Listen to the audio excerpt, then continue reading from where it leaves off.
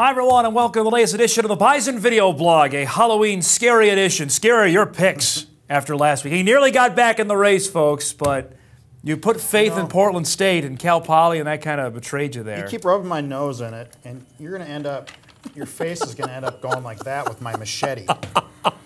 Happy Halloween, everybody. Bison hitting the road this weekend for a trip to Carbondale to take on a Southern Illinois team that can score the football, Jeffrey. I look at their point totals this year. 47, 24, 34, 36, 73. I know it was against Missouri State. 36 and 38. What does that say when I say those numbers? Well, it tells me that this is an offense that can really put points on the board, and I think it all starts with Mark Ionati. Yeah. I was not on board with this guy, I think, in the beginning of the year, and neither was Dale Lennon or the offense, because it's been open competition, I feel like, for 5 years with this program. Finally, they found a guy who could take control of this thing. He's thrown 16 touchdowns, 6 interceptions. He's got over 2,700 yards, almost 2,100 yards passing. 6 rushing touchdowns. And he leads a team in rushing. Yeah, this guy has just gotten it done. And so I think, you look at this game on Saturday, and what's NDSU had trouble with giving up the big play to what? The quarterback. And this guy will be a priority A. I'm trying to think the last great SIU quarterback, Chris Deeker. I'm trying to, and that was Dale's early years when he was at SIU. But that's why I think the biggest problem with Lennon's teams at SIU, he has not had that guy that Illinois State's had, UNI's had, or the Bison have had. Yeah, he's tried the transfer route on several occasions. There's always been this guy that came from an FBS school. This guy could be the next big thing. This guy he was a highly recruited, had 7 stars coming out of high school, then goes to an FBS school, flames out, and Dale just hasn't been able to get that guy. I think this, with Mark Ionati, McIntosh was in on the competition too, and like I say, he's had competition, with trying to find the starter, and finally he has a guy you don't have to worry about. You look at this team, Jeff, they have lost 4 games this season by a combined 8 points. They lost by 1 the season opener at Indiana. They lost by 3 to SEMO. They lose by 1 to Western Illinois in their conference opener and lost by 3 at Indiana State. What does that tell you about this team? Defense. Obviously, the defense, I think, is the biggest problem with this group. And you look at all the points they've scored, but then also on the other side, they're giving up a ton. How many points they've given up? Yeah, 48, 37, 39, 31. It's not even close. Here comes the West Coast offense into Carbondale with its power-based running game, and you know what they're going to do.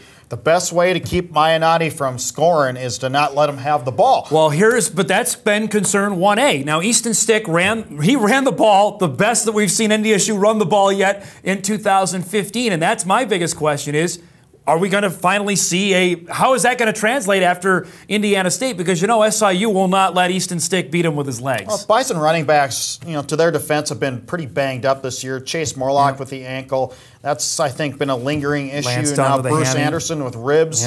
Didn't play the second half yesterday. Lance Dunn is a hamstring. The head coach said today that he hopes he's at better, at better percentage-wise health, coming in this week. Said he was pretty good between the tackles, but getting to the edge, it still wasn't the Lance Dunn, I think, that they're looking for. How big a deal was it to have Austin Kunert back, the starting center? He moved the pile, and Kleiman said today as well, Zach Johnson had his best game since his true freshman year in 2012. I think somebody lit a fire under Zach Johnson a little bit, because I don't think, from what I understand, that the results weren't as good two weeks ago. Maybe that was the wake-up call they needed, because as we've said all year, this offensive line has potential to be one of the best groups on the team. And they looked that way on Saturday to me. They shut the pile. That was their best game. That was their best game, I thought, so far. Defensively, now facing a team that does this, how important is it for the secondary to be on point? They were great in shutting down Gary Owens last Saturday. And we thought it was all C.J. Smith and shutting down Gary Owens, who came in, one of the top receivers in FCS, 8 touchdowns, and was pretty much unstoppable at times going against other teams. That's why, you could talk about the defense. I thought it was pretty good. I did. You give away that 81-yard touchdown. You throw that out because you had a young defensive end maybe crash wrong. That was a product of being a young defense. That was not anything ability-wise. That was just being a young defense. So you take that away. I thought that defense played really well. I'm curious to see if Greg Menard can go, though. He's battling a groin injury, and this that does not sound like a 1 week I can be ready to go on. I'm no doctor, but that might be tough. And if that's the case, NDSU already really young at that spot gets even greener on Saturday. Caleb Butler, yeah, welcome to the big time. He played pretty well coming in. He's a walk-on. I thought he did some things in the spring game is when we first noticed him. And Jared Tuska as well. And Jared Tuska is going to have to maybe play a role too. These DNs, I think Brad Ambrosius needs to step up and play better. Have you heard his name Not much this year? No. It's been, I heard way more last year when he was playing sparingly than I have now. He's as a junior who played as a true freshman. I think there's the guy that maybe needs to elevate his play. Really curious to see how this week's game goes. If you now had a couple days to digest what you saw out of number 12 in his first start, I thought he was faster than I expected. I knew he could run, but he was faster than I thought. I thought athletically he was really good. And I thought poise-wise. And that's, I think, number one, what you want to see is, okay, how's his demeanor in the huddle? How's his poise? Was he calm during the week? All those factors, I think, that go into making a good quarterback. He passed all those with flying colors. The one thing he needs to do, though, he needs to throw better. 9 of 20 is not going to get it done in this league, and you need to get that offense to 65, 70%. Now, was it a tough day to throw? It wasn't great. Matt Adam was 10 of 25. Yeah, he was not good either on Saturday. How difficult, by the way, playing back-to-back road games. NDSU has not had to do this a ton in this championship run that they've been on. But everybody's doing it this year. That's just the way the Missouri Valley schedule has been set up, where everybody has, I think, 2 consecutive road games. I mean, I don't think it's a huge deal. They certainly rallied behind. Certainly rallied behind it last week. I think it almost benefited them to be out of Fargo last week to go on the road and in an environment that wasn't loud. They had to create their own energy, and they certainly did that and then some on Saturday. After losing to South Dakota, he needed to get away from the fan base, too, because expectations have gotten way out of whack. I mean, the first time you've lost 2 games since 2010, and everybody's asked, what's wrong with this team? Well, they're 4-2 coming into last week. They're 5-2 now.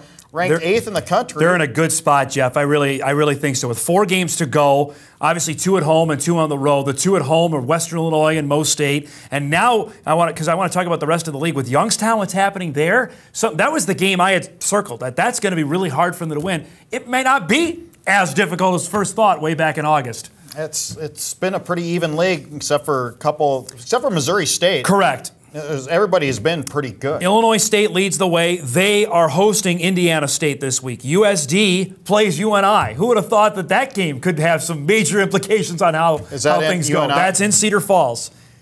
That's a really interesting game on Saturday. I think UNI is going to win that game because you can beat NDSU on the road, but that maybe got the attention of a few people. How about this game? Youngstown at Western Illinois. Youngstown has to win, or their season is done. They're 3-4 overall. You're not making the playoffs with 5 losses. Well, they're on life support right now. Yeah, absolutely. They have to run the table. I think they have to run the table, and Northern Iowa has to run the table. And then you look, South Dakota State plays at Missouri State. Probably a good chance for the Jacks to get on. And then, of course, NDSU and SIU. Every week we bring up these games like it's now become must-wins. We can start actually slicing teams off, right? I would think so. How many can you slice off right now? Probably 4. Missouri State? Yep, Missouri State's probably out. I think Northern Iowa is going to lose another game. I think Youngstown. No, I'm just saying right now. Right now, halfway through. Who's in the playoffs? Who's out? Who all has a chance right now? Everybody but one. Yeah, I would. Yeah, South probably. Dakota, you got to wonder if probably they can South Dakota. Yeah, Missouri State's probably out too. South Dakota's nationally ranked. Yeah, I know. It's going to be a fun ride the last 4 weeks. Full blog coverage coming up this week, along with In the Paper with Jeff and on TV on WDAY. Kolpack and Izzo will be in Carbondale 9 to 11 on 970 WDAY, and of course the Media Blog pregame show at noon on Halloween for the Bison and the Salukis. The Egyptian Dog should be a fun one. We'll see you Saturday from Southern Illinois.